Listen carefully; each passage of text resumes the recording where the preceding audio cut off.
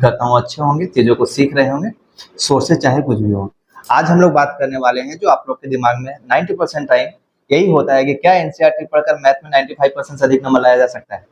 आज हम लोग इसी एक क्वेश्चन के बारे में चर्चा करने वाले हैं। बिना टाइम वेस्ट के चर्चा को शुरू करते हैं। शुरू करने से पहले अगर आप कोई भी बच्चा चैनल पे पहली बार है तो चैनल को सब्सक्राइब जरूर कीजिएगा, वीडियो को लाइक जरूर कीजिए, दोस्तों में शेयर जरूर कीजिए। एक नया सिस्टम आया हाइप करने का, हो सके तो हाइप भी जरूर कर दीजिएगा, ठीक है। हम लोग चर्चा करने वाले हैं कि क्या मैथ में केवल एनसीईआरटी पढ़कर 95% नंबर लाए जा सकते हैं।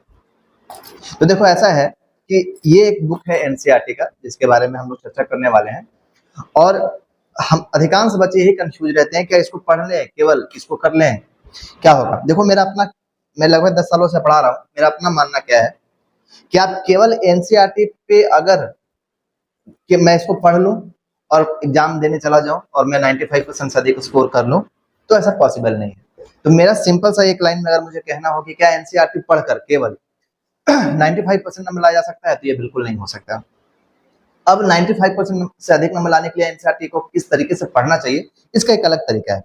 देखो एनसीईआरटी जो बुक है ये केवल हमारे कॉन्सेप्ट को बहुत ज्यादा स्ट्रॉन्ग करता है। अगर मुझे अपना कॉन्सेप्ट स्ट्रॉन्ग करना है तो इसके हर एक क्वेश्चन को, इसके हर एक एग्जाम्पल को, इसके हर एक कॉन्सेप्ट को बहुत ही अच्छे तरीके से समझना पड़ेगा। बिना कॉन्सेप्ट को जाने अगर आप क्वेश्चन के बेस पे चाहते हैं कि हम एनसीईआरटी पढ़ के अच्छा नंबर ले आए तो पॉसिबल नहीं है, क्योंकि एनसीईआरटी में क्वेश्चंस लिमिटेड होते हैं, नंबर ऑफ क्वेश्चन इसके बहुत ही लिमिटेड होते हैं, और आप एक दो क्वेश्चन करके आप चाहेंगे कि बोर्ड की तैयारी कर लें तो पॉसिबल नहीं है। तो सबसे पहले तो क्या करना होगा कि एनसीईआरटी को बहुत ही इसके नेचर को समझते हुए, इसके कॉन्सेप्ट को समझते हुए, इसके क्वेश्चन को समझते हुए आपको एनसीईआरटी को पहले पूरा सिलेबस टाइम पे खत्म करना होगा, और हर एक क्वेश्चन को कम से कम 2 से 3 बार रिवाइज करना पड़ेगा। जैसे ही आप हर एक क्वेश्चन को 2 से 3 बार रिवाइज कर लेते हैं तो कम से कम कॉन्सेप्ट की क्लैरिटी आपके दिमाग में आ जाती है। अगर कॉन्सेप्ट आपको क्लियर हो तो क्वेश्चन किसी भी तरीके से हो, क्वेश्चन आपका बन जाता है। तो क्वेश्चन फिर दिमाग में वही आता है कि सर क्या एनसीईआरटी केवल पढ़ लें और आ जाएगा, तो बेटा बिल्कुल ऐसा बात नहीं है। आपको क्या करना होगा, आपको ये भी देखना पड़ेगा कि क्वेश्चन का जो पैटर्न है या क्वेश्चन का जो नेचर है वो किस पे डिपेंड कर रहा है।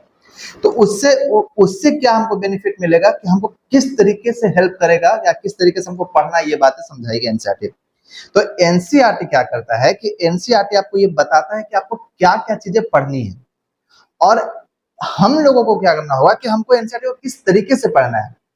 हमारे पास बहुत सारे साइट्स बुक्स हैं, आप यहाँ देख पा रहे हैं कि मैंने आरडी शर्मा भी रखा हुआ है, मैं एनसीईआरटी का जो पुराने वाले बुक्स है वो पुराने वाला बुक्स भी रखा हुआ है, आर एस अग्रवाल की बुक रखी हुई है। लेकिन आज का चर्चा केवल यही है कि क्या एनसीईआरटी पढ़ने से हो जाएगा। आप क्या करो, जब एनसीईआरटी पे अगर आपको लगता है कि मुझे एनसीईआरटी पढ़ के अपने नंबर को सही तरीके से करना है, तो आप सबसे पहले इस बुक को पूरा का पूरा कंप्लीट कीजिए टाइम के अकॉर्डिंग, और फिर इस बुक को कम से कम 2 से 3 बार रिवाइज कीजिए।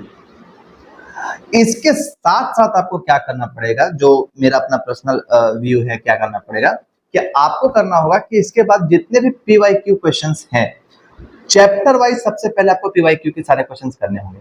चैप्टर वाइज जब आप सारे चैप्टर्स के पीवाईक्यू जब आप करने लग जाएंगे तो आपको मोटा मोटी एक कॉन्सेप्ट समझ में आएगा, और वो कॉन्सेप्ट क्या होगा कि इस चैप्टर से किस तरीके के क्वेश्चन आ रहे हैं।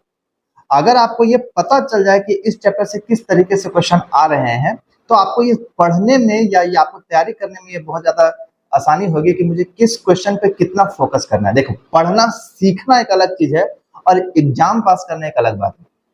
हम लोगों को शुरुआत में पढ़ना है, मतलब हमको सीखना है, लेकिन जब एग्जाम का 2-3 महीना बचता है तो हम लोगों को एग्जाम पास करना होता है, तो उसका एक पढ़ने का अलग तरीका है, वो हम लोग अदर वीडियो में बात करेंगे।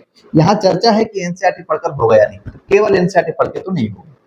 आप एनसीईआरटी को अच्छे तरीके से पढ़ो, बहुत अच्छे तरीके से पढ़ो, एनसीईआरटी को समझो बहुत अच्छे तरीके से, उनके लाइंस में क्या लिखा हुआ उन चीजों को समझो, उन चीजों को रिपीट करो, उन चीजों को लिख कर समझो। जो क्वेश्चंस दिए गए हैं एक्सरसाइज में उस क्वेश्चन को कम से कम 2 से 3 बार बनाओ। जो भी एग्जांपल्स दिए गए हैं एग्जांपल को बिल्कुल नहीं छोड़ना है, एग्जांपल्स को भी पढ़ना है, एग्जांपल को अच्छे तरीके से बनाना है। और जब आपका तैयारी बहुत अच्छे तरीके से हो जाए, सारे कॉन्सेप्ट की क्लैरिटी हो जाए, आप पीवाईक्यू उठाओ।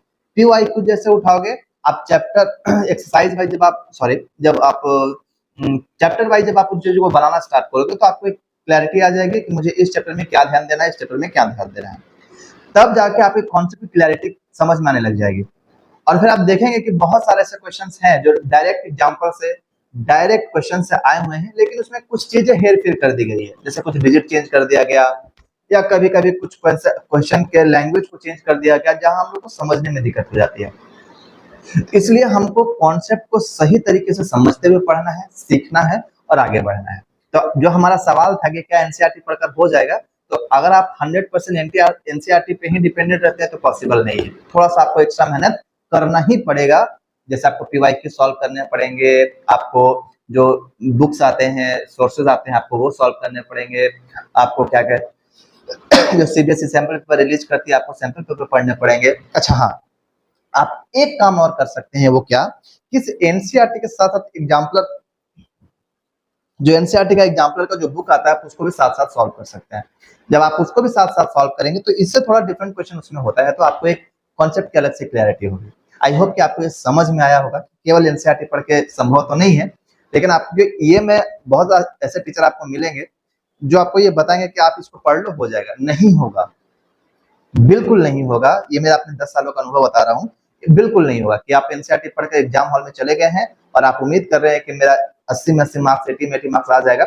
बिल्कुल ही पॉसिबल नहीं है। जो टीचर ऐसा बात बोल रहे हैं, वो अब जब वो अपना नोट्स कराते होंगे तो नोट्स में सारे क्वेश्चंस करा देते होंगे, तभी बोले कि एनसीईआरटी आप कर लो और मेरा नोट्स कर लेना।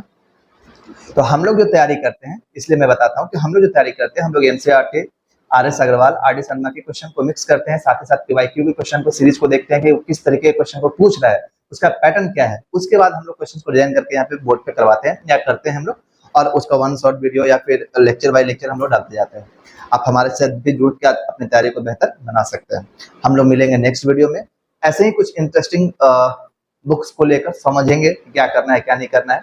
अगला वीडियो ये आ सकता है कि ये एनसीईआरटी और पुराने वाले एनसीईआरटी में क्या अंतर है, क्या डिफरेंस है, क्यों इसका सिलेबस को घटाया गया, क्या किया गया, इसके बारे में चर्चा करेंगे। आई होप कि आपको वीडियो पसंद आया होगा। आपको जानकारी मिल गई होगी कि एनसीईआरटी पढ़कर बहुत कुछ नहीं हो सकता है। आपको एनसीईआरटी पढ़ने के साथ साथ आपको एक्स्ट्रा भी ध्यान देना ही पड़ेगा।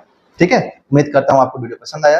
अगर वीडियो पसंद आया तो जरूर लाइक करिएगा, दोस्तों में शेयर कीजिएगा, और ये वीडियो उन तक जरूर पहुंचाइए जो एनसीईआरटी को बेस मान के पढ़ते हैं। आपको एनसीईआरटी को बेस मानकर ही पढ़ना है, लेकिन एनसीईआरटी पे डिपेंडेंट नहीं रहना है। मिलते हैं नेक्स्ट वीडियो में।